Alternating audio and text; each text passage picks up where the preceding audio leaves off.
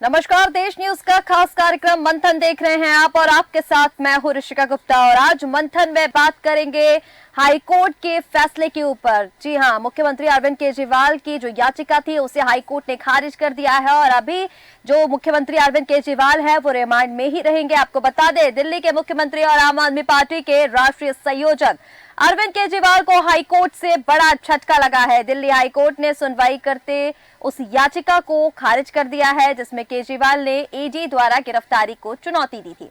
उन्होंने अपनी याचिका के जरिए गिरफ्तारी और ईडी रिमांड का विरोध किया था। इस दौरान हाईकोर्ट ने केजरीवाल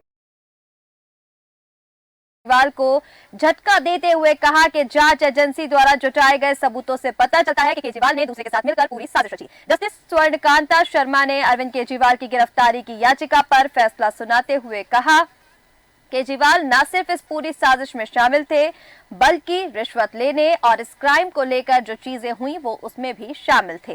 आम आदमी पार्टी के राष्ट्रीय संयोजक के रूप में केजरीवाल खुद शराब नीति बनाने के साथ साथ रिश्वत का पैसा जमा करने में भी शामिल थे। इस केस में जो बयान दर्ज हुए हैं ये स्टेटमेंट अदालत के समक्ष दर्ज किए गए थे। हाईकोर्ट ने इस दौरान स्पष्ट शब्दों में कहा कि अदालत कानून से चलती है, सियासी दबाव से नहीं। वहीं अब आम आदमी पार्टी हाईकोर्ट के फैसले को चुनौती देने के लिए सुप्रीम कोर्ट का रुख करेगी। दिल्ली के मंत्री सौरभ भारद्वाज ने प्रेस कॉन्फ्रेंस कर इसकी घोषणा कर दी है। और अब सवाल ये, क्या अब भी कोर्ट से आई हुई ये टिप्पणी आम आदमी पार्टी के मुखिया के लिए भारी पड़ेगी? और इसी मुद्दे पर मंथन में बड़ी बहस आज करेंगे। तमाम मेहमान हमारे साथ जुड़ चुके हैं, उनका परिचय आपसे करवा देते हैं। प्रशांत उमराव, बीजेपी प्रवक्ता हमारे साथ जुड़ चुके हैं। प्रशांत जी, आपका बहुत स्वागत है। राज शर्मा, कांग्रेस प्रवक्ता हमारे साथ जुड़ चुके हैं। राज जी, आपका भी बहुत स्वागत है। इमरान लतीफ, आम आदमी पार्टी प्रवक्ता हमारे साथ जुड़ चुके हैं। इमरान जी, आपका भी बहुत स्वागत है। और इसी के साथ नीरज महेरे, वरिष्ठ पत्रकार हमारे साथ जुड़ चुके हैं। नीरज जी, आपका भी बहुत स्वागत है।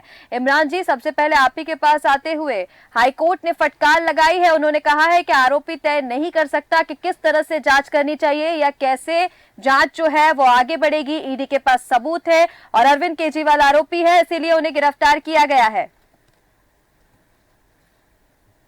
देखिए,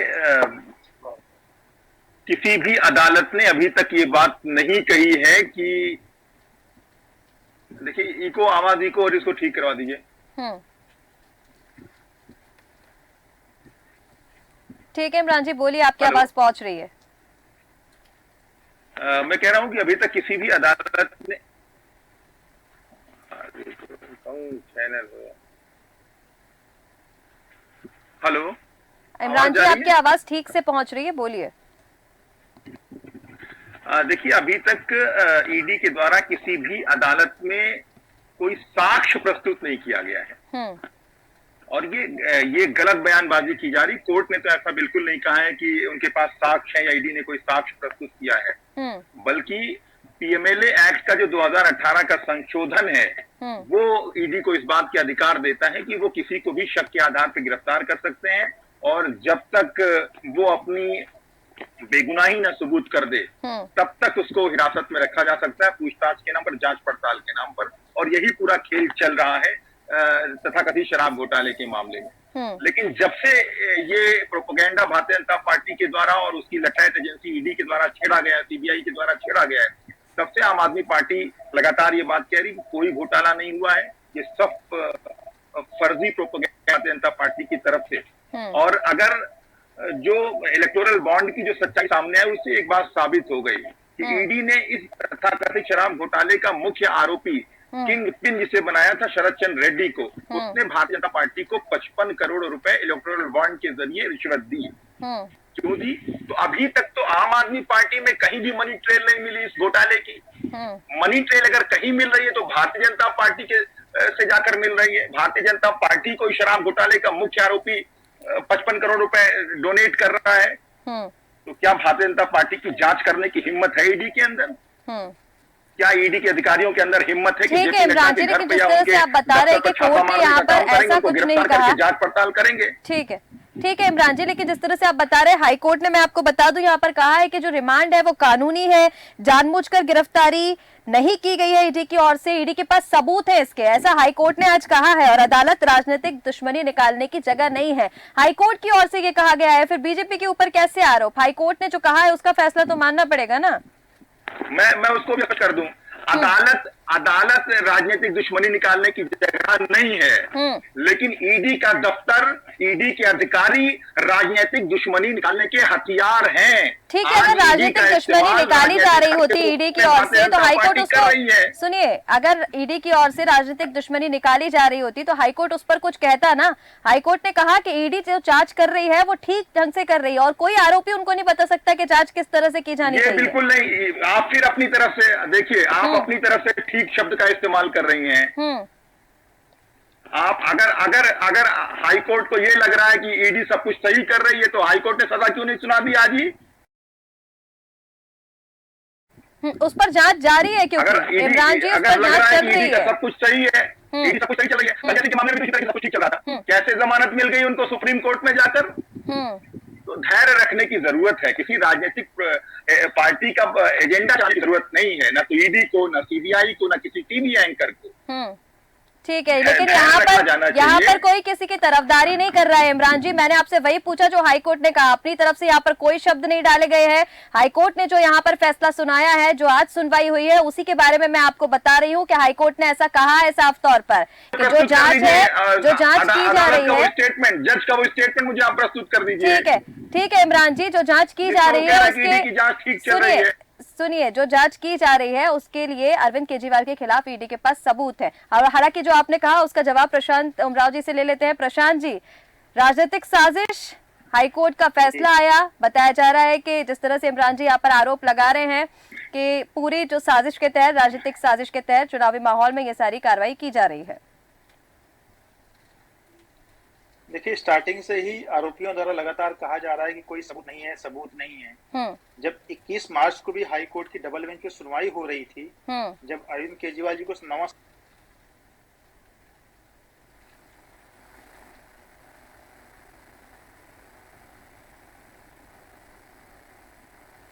बातचीत है, ये सारे सबूत जब हाई कोर्ट के डबल ईडी ने दिखाए, तब जब लंच के बाद जब बेंच बैठी तो उन्होंने ईडी से कहा कि भाई आपके पास इतने सबूत है, आपने अरविंद केजरीवाल जी को अभी तक अरेस्ट क्यों नहीं किया? तो हाई कोर्ट के कहने के बाद उसको, केजरीवाल जी को शाम को अरेस्ट किया गया।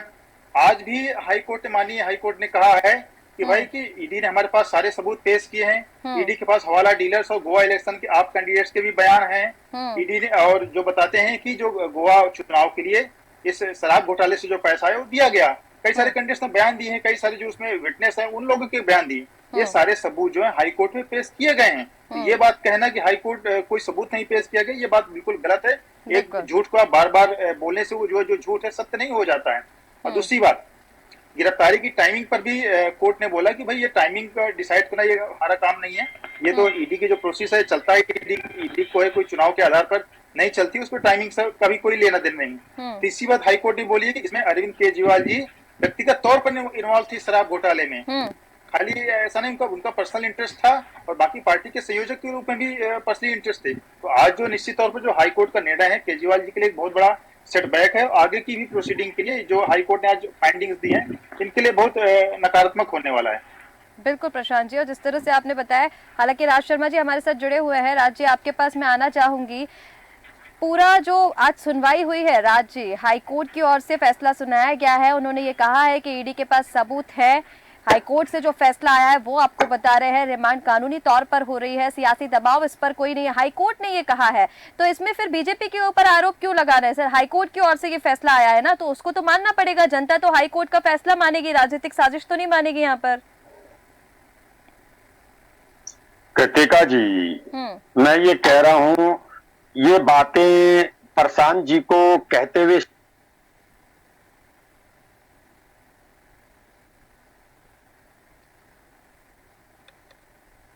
राज्य आपकी आवाज नहीं पहुंच रही है कि हाई कोर्ट ने, हाँ अब तो आ रही है? हाँ जी अब आ रही है, बोलिए। अब आ रही है। मैं ये कह रहा हूं, हाई कोर्ट ने क्या कहा, इसकी लेन देन छोड़िए आप, वो तो कस्टडी में है। अब प्रशांत जी इसमें हल्ला मचाओ तो क्या फायदा?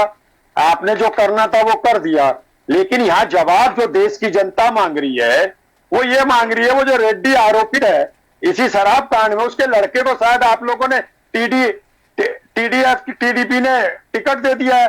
तो यहां पे सवाल ये उठता है, क्या मेरे देश के प्रधानमंत्री उनके प्रचार में जाएंगे। दूसरी बात, आज वो पीलीभीत में थे। घोटाले में आरोपी है, उसको भी तो आपने टिकट मैं प्रशांत भाई से लेकर टॉप तक, प्रधानमंत्री तक यही देखता हूँ, मैं यही देखता हूँ कि हमेशा भारतीय जनता पार्टी विकास की बात करती है। ये कोई लॉजिक होता है क्या? पीलीभीत में तो जो भारतीय जनता पार्टी के प्रशांत जी पहले सुन लीजिए, आपके पास वापस आऊंगी। प्रशांत जी सुन लीजिए, बड़े आरोपी हैं। वो विकास की बात करते हैं। आज उन्होंने उस विकास पुरुष का नाम क्यों नहीं लिया? क्या प्रधानमंत्री जी के बिहाफ में प्रशांत जी कहेंगे कि जो सांसद विकास की बात करेगा वो मेरी पार्टी पे नहीं रहेगा? अभी मैं किसी चैनल पे डिबेट कर रहा था, प्रशांत जी की जैसे प्रवक्ता ने कहा कि वरुण गांधी कोई भूत के धुले नहीं है। एक एमपी को चुनाव लड़ने के लिए 50 से 75 करोड़ चाहिए होता है। वरुण गांधी जी कहां से लाते हैं? तो मेरा सवाल जो उनसे था, मैं आज प्रशांत जी से कर रहा हूं। अगर 50 से 75 करोड़ खर्च होता है तो वो मोदी जी के में बिकता होगा। आज प्रशांत जी को बताना पड़ेगा कि मोदी जी कौन सी फैक्ट्री चला रहे हैं। इसका जवाब प्रशांत जी से ले लेंगे, लेकिन आप पहले मेरे सवाल का जवाब यहाँ पर दीजिए। ठीक है राज जी, ठीक है राज जी, इसका जवाब भी प्रशांत जी से लेंगे, लेकिन पहले आप मेरे सवाल का जवाब दीजिए। मैंने आपसे पूछा था, आप मुझे बोल रहे हाईकोर्ट ने क्या कहा, इससे कोई लेना देना नहीं है। अरे तमाम जो विपक्षी गठबंधन है वो तो आरोप लगा रहा है ना भारतीय जनता पार्टी के ऊपर कि राजनीतिक साजिश है, और आज हाईकोर्ट ने साफ तौर पर कह दिया है कि जो कानूनी तौर पर जो है रिमांड है वो जारी है। इसमें राजनीतिक साजिश, कोर्ट के ऊपर दबाव नहीं है सियासी कोई भी। एक मिनट, विपक्ष जो कह रहा है साजिश रची है, वो षड्यंत्र रच के पेपर तैयार करके अप्रूवल बना के ये षड्यंत्र रचा है। जब उनको ईडी ने कह दिया कि इनका नाम है, फला ने कहा, तो हाईकोर्ट ये नहीं कह सकता ना कि नहीं कहा। अगर आप और मेरे, छोड़िए, आप और प्रशांत जी, मेरे और प्रशांत जी की 330, 324, 307 का मुकदमा लिख जाए तो धारा तो कानून के हिसाब से चलेगी ना। बात तो ये चलेगी कि ये मुकदमा झूठा लिखा गया, लेकिन कोर्ट ये कहेगा कि जो भी मोड ऑफ एक्शन होगा वो तो 307 के तहत होगा। कोर्ट ने ये नहीं कहा कि ये कल्प्रिट है, उन्होंने इनकी गिरफ्तारी सही करी है। सही किसमें करी है? जो ईडी ने तथाकथित सिनेरियो बना दिया भारतीय जनता पार्टी के कहने के अनुसार, वो सही कह रही है। उसमें क्या चीज है? उसमें ये नहीं कह दिया कि भारतीय जनता पार्टी दूध की धुली हो गई, ठीक है। ये नहीं कहा। मैं फिर एक बात बता रहा हूं प्रशांत जी, सबसे गंदी जो हरकत है वो आप लोगों के आंसू सूख गए। बस आप लोग गद्दार हो गए हो, ठीक है, देश के लिए हो गए और तो और अपने एमपीओ के लिए गद्दार हो गए। ठीक है राजीव। प्रशांत जी, उनके सवालों का जवाब दीजिए। बीजेपी गुमराह करने की कोशिश कर रही है, साजिश के तहत पूरा ये जो गेम प्लान है वो किया गया है। हाईकोर्ट ने केजरीवाल जी पर फटकार लगाई। हाईकोर्ट ने स्पष्ट तौर पर कहा कि जो अरविंद केजरीवाल जी न केवल इस पूरी साजिश में शामिल थे, बल्कि रिश्वत लेने और इस क्राइम में जो भी चीजें शामिल थी उसमें शामिल थे। संयोजक के रूप में, आम आदमी पार्टी संयोजक के रूप में भी शराब नीति के घोटाले, शराब नीति जो है उसको बनाने में वो शामिल थे, और रिश्वत का पैसा कहाँ कहाँ जमा करना है उसमें भी शामिल थे। और इस केस में जो गवाहों के बयान दर्ज किए गए, इस पे भी कोर्ट ने बोला कि गवाहों के जो बयान दर्ज किए गए कानून के अनुसार किए गए हैं। अगर उस पर आप सवाल उठाते हैं तो कहीं ना कहीं आप अदालत पर भी सवाल उठाते हैं। और ये जो पुराना कानून है, कोई 1 साल पहले कोई भारतीय जनता पार्टी ने कानून नहीं बना दिया जिस कानून के तहत उनके गवाहों के बयान दर्ज किए गए, वही कानून सबके ऊपर लागू होता है। कोर्ट ने बोला चाहे मुख्यमंत्री हो चाहे सामान्य नागरिक हो, सबके ऊपर वही कानून बराबर है। पहले केजरीवाल जी कहते थे शीला दीक्षित जी पर आरोप लगा करके कि भाई आरोपी लगने पर कीजिए। ठीक है प्रशांत जी। और राज शर्मा जी ने एक और सवाल, पीछे की बात क्यों नहीं छोड़ते हो? ठीक है प्रशांत जी, एक सवाल और उन्होंने किया था यहाँ पर। उन्होंने कहा था कि रेड्डी के बेटे को टिकट दिया गया है। और कौन सा, मतलब ये सवाल सभी पूछ रहे हैं, जनता के मन में भी सवाल है, ऐसी कौन सी मशीन भारतीय जनता पार्टी के पास है? सारे भ्रष्टाचारी बीजेपी में आकर बीजेपी युक्त हो जाते हैं, भ्रष्टाचार मुक्त हो जाते हैं। कोई व्यक्ति आरोपी अगर बेल पे है तो उस पर चुनाव लड़ने पर प्रतिबंध नहीं है। अगर उसको सजा हो जाती है तो अपने आप डिस्क्वालीफाइड हो जाता। तो टीडीपी ने चुनाव दिया। इस तरह राहुल गांधी ने तो अरविंद केजरीवाल से बड़ा घोटाला किया है। 5,000 करोड़ के नेशनल हेराल्ड घोटाले पर राहुल गांधी जी शर्म नहीं आती? जमानत पर हैं। क्यों? कांग्रेस पार्टी ने तो टिकट नहीं दिया। वो लगातार आपके नेता तो मर्डरर है, सांसद बन के आपके नेता के ऊपर तो मर्डर का चार्ज था। में जब उनको नहीं, आपके नेता के ऊपर तो मर्डर का चार्ज था। झूठ नहीं बोलते, आपसे सुख के आत्मा मर गई आपकी। आपके नेता पे मर्डर का चार्ज था नहीं था, हो जाएगी, आपके नेता पे मर्डर का चार्ज था नहीं था, आपके नेता जेल में रहे करने का अधिकार नहीं है, आपके नेता कहीं पर रह नहीं रहे। ठीक है। जवाब दो, झूठ बोलते रहते हो हमेशा, ठीक है राज शर्मा जी, अंधों की तरह बातें करते रहते हो। ठीक है राज शर्मा जी। इमरान जी आपके पास मैं आऊंगी, आप कुछ बोलना भी चाह रहे थे। पढ़ा करो। ठीक है राज शर्मा जी, इमरान जी आपके पास मैं आऊंगी, कुछ बोलना भी आप चाह रहे थे। दूसरा आप ये बताइए, हाईकोर्ट के फैसले के बाद, हाईकोर्ट का जिस तरह से फैसला आया, साफ तौर पर मैंने आपको बताया यहाँ पर, उन्होंने कहा कि राजनीतिक दबाव कोर्ट के ऊपर नहीं हो सकता। हाईकोर्ट ने जो फैसला सुनाया जनता को तो वही मान्य होगा। अब इस पर बीजेपी पर आरोप क्यों लगाना? इसमें बीजेपी, कांग्रेस, आम आदमी पार्टी, हाईकोर्ट ने जो फैसला सुनाया है वो मान्य होगा ना सर? ऋषिका जी, आप मेरी बात को गलत तरीके से ले रही हैं। मैंने ये नहीं कहा कि हाईकोर्ट किसी राजनीतिक दबाव में काम कर रही, बिल्कुल नहीं। और आम आदमी पार्टी तो पहले दिन से कह रही कि हमको इस देश की न्यायिक व्यवस्था के ऊपर भरोसा है।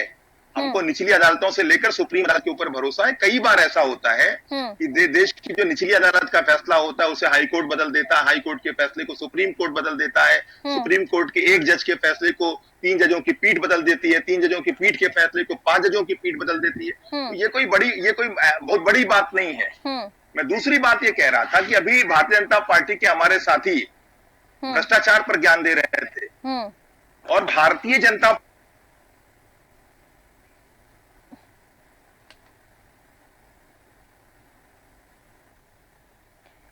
इमरान जी आपकी आवाज ठीक से नहीं मिल पा रही है। मेरी आवाज मिल रही है अभी आपको? हाँ मिल रही है। प्रशांत जी के सवाल पर आप कुछ बोल रहे थे, बोलिए। मैं कह रहा हूं, प्रशांत जी अभी बात कर रहे थे, भारतीय जनता पार्टी का कोई आदमी जब भ्रष्टाचार पर बात करता है तो ऐसा लगता है कि ओसामा बिन लादेन अहिंसा प्रेम पर उपदेश दे रहे हो। मतलब जिस पार्टी का राष्ट्रीय अध्यक्ष भारत माता के रक्षा सौदे में कैमरे के सामने दलाली करते हुए पकड़ा जाए और उसमें उसको सजा हो और उस राष्ट्रीय अध्यक्ष का फोटो आज भी इनके केंद्रीय कार्यालय में लगा हो, मैं बंगारू लक्ष्मण जी की बात कर रहा हूं, उस पार्टी के लोग भ्रष्टाचार पर ज्ञान देते हैं। ये प्रशांत उमराव जी बैठे हैं, इनके पार्टी के जो सबसे बड़े नेता आज के दौर के इन्होंने मोदी अडानी महाघोटाला किया है। देश ही नहीं दुनिया के इतिहास का सबसे बड़ा घोटाला है। और इनकी कैबिनेट में एक मंत्री है, वित्त मंत्री निर्मला सीतारमण जी, उनके पति मशहूर अर्थशास्त्री इस देश के, वो कहते हैं कि इलेक्टोरल बॉन्ड का जो घोटाला है वो देश ही नहीं दुनिया के इतिहास का सबसे बड़ा घोटाला है। इलेक्टोरल बॉन्ड के घोटाले का मुख्य सरगना कौन है? नरेंद्र मोदी है इस इलेक्टोरल बॉन्ड के घोटाले के सरगना। तो जिसने देश के इतिहास नहीं बल्कि दुनिया के इतिहास का सबसे बड़ा घोटाला किया है, जिसने घोटालेबाजों को अपनी पार्टी में शामिल करने का पूरा अभियान चला रखा हो। भारतीय जनता पार्टी आज के समय में कर क्या रही है? नरेंद्र मोदी जी ने क्या नारा दिया था कि हम एक भी भ्रष्टाचारी को देश में बचने नहीं देंगे। बिल्कुल सही कहा था, एक भी भ्रष्टाचारी को बचने नहीं देंगे, चुन चुन के भ्रष्टाचारियों को भारतीय जनता पार्टी में शामिल करेंगे। आप देख लीजिए महाराष्ट्र के अंदर क्या किया। अजीत पवार जी के बारे में इन्होंने ही कहा था ना कि 70,000 करोड़ के सिंचाई घोटाले में शामिल है, चक्की पीसेंगे। लेकिन हुआ क्या? नरेंद्र मोदी जी उनको भारतीय जनता पार्टी के साथ लेकर आते हैं, उनको डिप्टी सीएम बना देते हैं। हेमंत बिस्वा शर्मा के वाटर स्कैम का चर्चा इन लोगों ने पूरी दुनिया में किया था। क्या किया? उनको भारतीय जनता पार्टी में शामिल करके असम का मुख्यमंत्री बना दिया। छगन भुजबल, हसन मुशर्रफ, शिवेंद्र अधिकारी, मुकुल राय, अनिल शर्मा, नारायण राणे, इतने नेताओं का नाम ले, सुबह से लेकर शाम हो जाएगी, शाम से अगली सुबह आ जाएगी, लेकिन उन नेताओं का नाम नहीं खत्म होगा, वो फहरिस्त नहीं खत्म होगी जो ईडी, सीबीआई, आईटी डिपार्टमेंट के चंगुल में थे लेकिन भारतीय जनता पार्टी में शामिल हुए। ठीक है इमरान जी। प्रशांत जी जल्दी से इस पर जवाब दे दीजिए, फिर नीरज जी के पास में जाऊंगी। प्रशांत जी मुझे दूसरे एक चैनल पे जाना है, मुझे 1 मिनट का समय दे दीजिए, मैं अपनी बात पूरी कर। बोलिए। इन्होंने इनका पूरा काला कारनामा पूरे देश की जनता देख रही है। अभी संजय सिंह के बारे में क्या कहते थे? जब तक संजय सिंह ईडी की हिरासत में थे क्या कहते थे? जमानत क्यों नहीं मिल रही है? सुप्रीम कोर्ट जमानत क्यों नहीं दे रही है? जमानत दे दी। ठीक है इमरान जी, जवाब भी सुनते चाहिए। ठीक है, अरविंद केजरीवाल जी को भी इंसाफ मिलेगा, मनीष सिसोदिया को भी इंसाफ मिलेगा, ठीक है इमरान जी, आम आदमी पार्टी और विपक्ष के दूसरे नेताओं को भी इंसाफ मिलेगा और जनता भी इंसाफ करेगी 2024। ठीक है इमरान जी, जवाब भी सुनते चाहिए। प्रशांत जी जल्दी से इनकी बात का जवाब दे दीजिए। बोलिए प्रशांत जी। अपनी बात 30 ये सेकंड। मुझे लगता है कि जो इमरान जी शराब पी करके बैठे हैं शाम को, के लोगों ने इमरान जी शांत हो जाइए, नहीं तो आपको भी समझ में नहीं आएगा। सुन लीजिए, अब प्रशांत जी आप ही की बातों का जवाब दे रहे हैं। बोलिए प्रशांत जी, आरोप ले बोलिए प्रशांत जी। मैं कह रहा हूं कि मिस्टर इमरान जो लग रहा है शाम को शराब पी करके बैठे हुए हैं, इन जो झूठे आरोप लगा रहे हैं। प्रशांत जी, पहले तो आप इस तरह के शब्दों का यहाँ पर प्रयोग ना करें, और जिन्होंने सवाल पूछे आप उसका जवाब दें। ठीक है, आप सीधे तौर पर अपनी बात रखें। नाम लेना, नाम ले। आप इमरान भाई पे इल्जाम नहीं लगा सकते, गलत इल्जाम नहीं लगा सकते। ठीक है, अध्यक्ष नाम लीजिए ना। ठीक है इमरान जी, ठीक है, माफी मांगो, ठीक है इमरान जी। डिबेट तब तक आगे नहीं बढ़ेगी जब तक ये बेहुदा आदमी माफी नहीं मांगता है। शराब पी के क्यों बैठा है? ये प्रशांत जी, अगर इमरान भाई ये कहते कि आप गांजा पिए हो, ठीक है, अगर इमरान भाई आपसे ये ठीक है इमरान जी सुन लीजिए, वो बोल रहे हैं, सुन शर्म नहीं लीजिए, आती आपको? सुन लीजिए राज शर्मा जी, सुन लीजिए, पहले आपको बोल रहे हैं, सुन लीजिए पहले, शांत होकर। पे गलत इल्जाम कैसे हाँ लगाया? बोल रहे हैं, वो बोल रहे हैं, जवाब दे रहे हैं आपकी बातों का, सुन लीजिए शांत होकर। बोलिए प्रशांत जी। पहले ये माफी मांगेंगे तब डिबेट आगे बढ़ेगी। ठीक है इमरान जी, बोलने दीजिए उनको, पहले ये माफी मांगेगा। बोलने दीजिए उनको, तो आप ही की बात का जवाब दे रहे हैं। ये बदतमीज हो गए हैं। ठीक है। भारतीय जनता पार्टी का प्रवक्ता बदतमीज हो माफी गए। मांगेगा। ठीक है, आप लोग शांत होंगे तब वो माफी मांगेंगे ना। प्रशांत जी पहले आप मेरी बात सुनिए, इस तरीके के शब्दों का यहाँ प्रयोग मत कीजिए। जो सवाल पूछा जा रहा है डिबेट पे, उस पर सीधे तौर पर बात कीजिए। ये क्या बोल रहे हैं आप यहाँ पर बैठकर? मैं आपसे एंकर से पूछ रहा हूँ कि नाम ले, ये जो भांग के नशे में बैठा हुआ क्यों? ठीक है, लेकिन आप जो उन्होंने, ठीक है प्रशांत जी, उन्होंने जो बोला है, लेकिन आप उसका जवाब दीजिए इस तरीके के शब्द। ठीक है, पूछ रहा हूँ नाम ले। ठीक है, मैं तो इससे पूछ रहा हूँ, शराब के नशे में बोल के हमारे बारे में बोल रहा है, किस पर अच्छा सौदे का आरोप लगा है? कृतिका जी, अच्छा घोटाले का ये आरोप लगा है? भारतीय राज जी आप सुन लीजिए, वो बोल रहे हैं ना, सुन लीजिए आप शांत होकर। के बारे में बोल रहा है। डिबेट नहीं बढ़ेगी, पहले माफी मांगेंगे। कैसे इन्होंने इस तरह की अपशब्द का इस्तेमाल किस अध्यक्ष के बारे में बोल रहा है? बिल्कुल नहीं, माफी मांगना पड़ेगा पहले। गुंडे नहीं चलेगी तुम्हारी प्रशांत। हमारे चलिए, कोई रक्षा घोटाले का आरोप तुम्हारे गुंडे ठीक कर दूंगा मैं। ठीक है, तू बता नाम लेना, मैं तो तेरा नाम लेके बोल रहा हूँ। तेरा प्रशांत जी ठीक है, तरीके से आप बात कीजिए, रहने दीजिए। नहीं तो हमारे साथ नीरज महेरे जी भी जुड़े हुए हैं। नीरज जी, हाईकोर्ट का जो आज फैसला आया है अरविंद केजरीवाल के केस में, जिस तरह से फटकार लगाई गई है हाईकोर्ट की ओर से, कहा गया है कि ये जो जांच की जा रही है उस अरविंद केजरीवाल के खिलाफ ईडी के पास सबूत है, उसके तौर पर ये जांच की जा रही है। उनकी याचिका जो है वो खारिज कर दी गई है। ऊपर से सवाल सर मेरा आपसे ये है, जिस तरह से हम अभी ये पूरा केस देख रहे हैं, अरविंद केजरीवाल जेल में है, ईडी रिमांड में है। ऐसा पहले इतिहास में कभी नहीं हुआ कि कोई मुख्यमंत्री इतने दिन जेल में है और वहां से सरकार चला रहा है। सर, नैतिकता की अगर हम यहाँ बात करें तो आम आदमी पार्टी जिस नैतिकता की बात करती थी, उस नैतिकता के आधार पर केजरीवाल को तो इस्तीफा दे देना चाहिए था मुख्यमंत्री पद से। देखिए, भारत के संविधान में ऐसी कोई व्यवस्था नहीं है कि सरकार जेल जाए। मुख्यमंत्री जेल मतलब सरकार जेल।